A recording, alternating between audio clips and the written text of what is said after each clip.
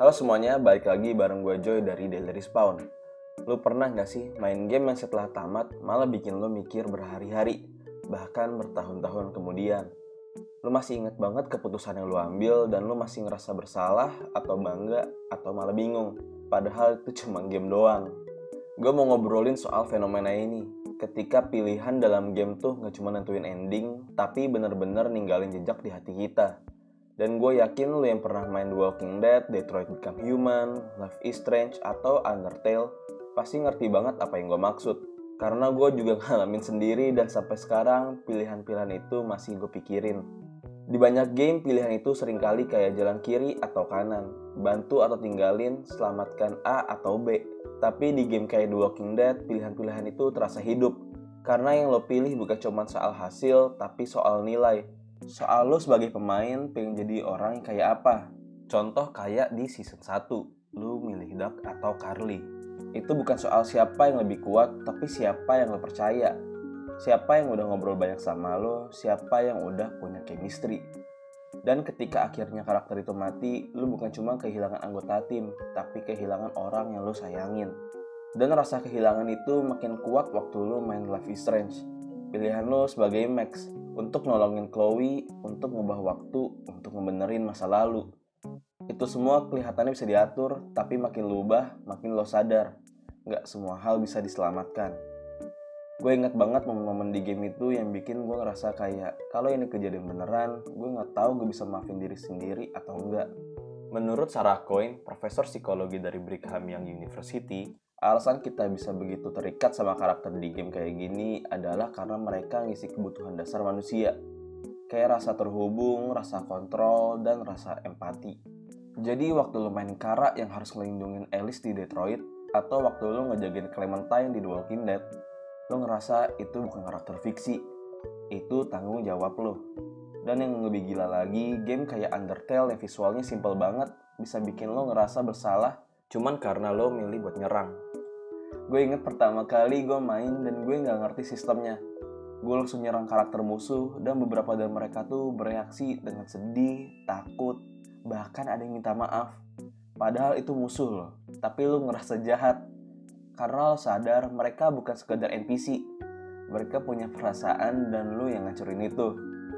Hal yang bikin pengalaman ini makin dalam adalah karena lo ngerasa lo yang megang kendali. Padahal sebagian besar game ini tuh scripted. Endingnya udah ditulis. Tapi karena cara penyampaiannya dan banyaknya percabangan mikro, kita ngerasa semua hasil itu adalah akibat langsung dari pilihan kita. Inilah yang disebut illusion of choice. Dan buat sebagian game, itu bukan trik yang murahan. Justru di situ letak seninya.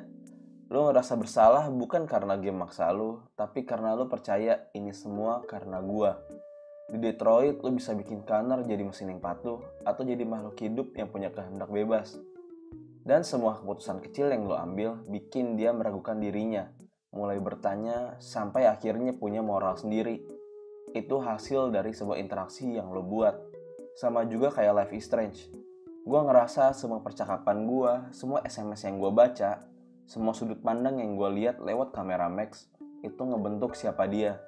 Dan ketika gamenya nyuruh lo bikin keputusan final antara Chloe dan kota Arcadia Bay, itu bukan cuma soal siapa yang selamat, tapi soal apa arti hidup, kehilangan, dan pengorbanan. Dan yang paling menarik, game-game kayak gini bikin kita pengen main lagi. Bukan buat unlock ending lain, tapi buat nyobain jadi orang lain. Gue mainin ulang The Walking Dead lebih dari 2 kali. Dan gue sengaja ambil pilihan-pilihan yang beda jauh. Gue jadi lebih keras, lebih egois, lebih dingin. Tapi ternyata gue ngerasa kosong. Endingnya emang beda, tapi rasa bangganya hilang. Karena karakter yang gue bentuk bukan karakter yang gue percaya. Sama kayak waktu gue nyoba Genocide Root di Undertale, lo dapet ending baru, bos baru, tapi rasa bersalahnya tuh gila banget. Ada dialog-dialog yang bikin lo kayak dihakimi secara halus. Seakan gamenya tahu lo sebenarnya gak pengen ini, lo cuma pengen completeness. Tapi ternyata harga yang harus lo bayar lebih dari sekedar waktu main. Akhirnya gue jadi sadar, semua game ini tuh bukan sekedar hiburan. Mereka kayak eksperimen psikologis kecil. Mereka ngasih lo ruang buat bereksperimen secara moral, tapi tanpa resiko dunia nyata. Dan dari sana lo bisa belajar tentang rasa empati, tentang bagaimana lo bersikap kalau lo punya kekuatan, tentang rasa tanggung jawab. Menurut studi dari University of Oxford, narasi interaktif dengan konsekuensi emosional bisa meningkatkan kemampuan refleksi pemain dan bahkan ngelatih empati mereka di dunia nyata. Jadi kalau lo habis main Life is Strange dan jadi lebih peka sama perasaan orang, atau lo lebih berhati-hati ngambil keputusan di hidup lo, itu valid banget. Pada akhirnya pilihan-pilihan ini tuh kayak cermin. Lo nggak cuma tahu gimana jalan ceritanya, tapi juga gimana lo sebagai pribadi. Gue sendiri sadar bahwa gue punya kecenderungan selalu pengen jadi pelindung, selalu mikirin orang lain dulu. Tapi kadang itu juga bikin gue ngerasa lebih hancur kalau gagal. Dan di titik itu gue ngerasa game ini berhasil. Karena mereka nggak sekedar bikin karakter, mereka bikin lo seakan menjadi karakter itu.